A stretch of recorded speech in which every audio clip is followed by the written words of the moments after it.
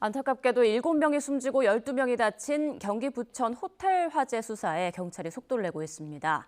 경찰은 호텔 업주를 포함해서 2명을 형사 입건하고 출국 금지 조치했는데요. 현장에 나가 있는 취재기자 연결해 보겠습니다. 김희영 기자.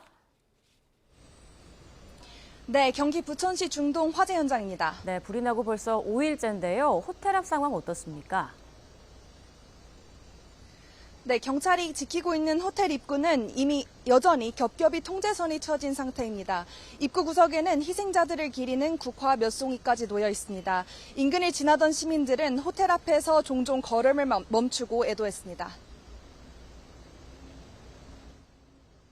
하루에 몇 차례씩 왔다 갔다 하는데 주변에서 이런 일이 발생됐다는 게 굉장히 안타깝고요. 그 매트리스에 어떤 교육을 받지 않고 그대로 떨어져서 모서리에 이렇게 부딪혀서 돌아가셨다라는 게 참 마음이 아파요. 경찰은 수사에 속도를 내고 있습니다. 40대 호텔 업주 등 관계자 2명을 업무상 과실치사상 혐의로 입건하고 출국을 금지했습니다. 또 현재까지 화재 생존자와 목격자 등 15명을 상대로 참고인 조사를 진행했습니다. 소방은 전기적 요인으로 불이 났을 가능성이 크다고 보는 가운데 경찰은 정확한 화재 원인을 조사하면서 인명피해가 커진 이유도 종합적으로 들여다보고 있는데요. 업주 등을 상대로 평소 화재에 대비가 제대로 돼 있었는지 등을 조사할 것으로 보입니다. 또 구조 당시 소방 초기 대응에 문제가 없었는지도 확인하고 있습니다. 경찰은 이와 함께 사고 이후 인터넷에 희생자들을 조롱하는 글이 올라온 것에 대해서도 수사에 착수해 작성자 신원을 확인하고 있습니다.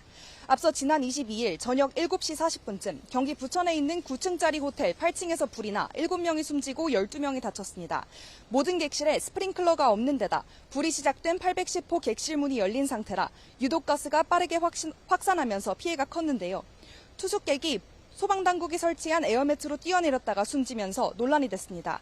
국립과학수사연구원은 사망자 5명은 일산화탄소 중독으로 나머지 2명은 추락으로 숨졌다는 부검 구두 소견을 경찰에 전달했습니다. 이들의 장례 절차는 오늘 모두 마무리됐습니다.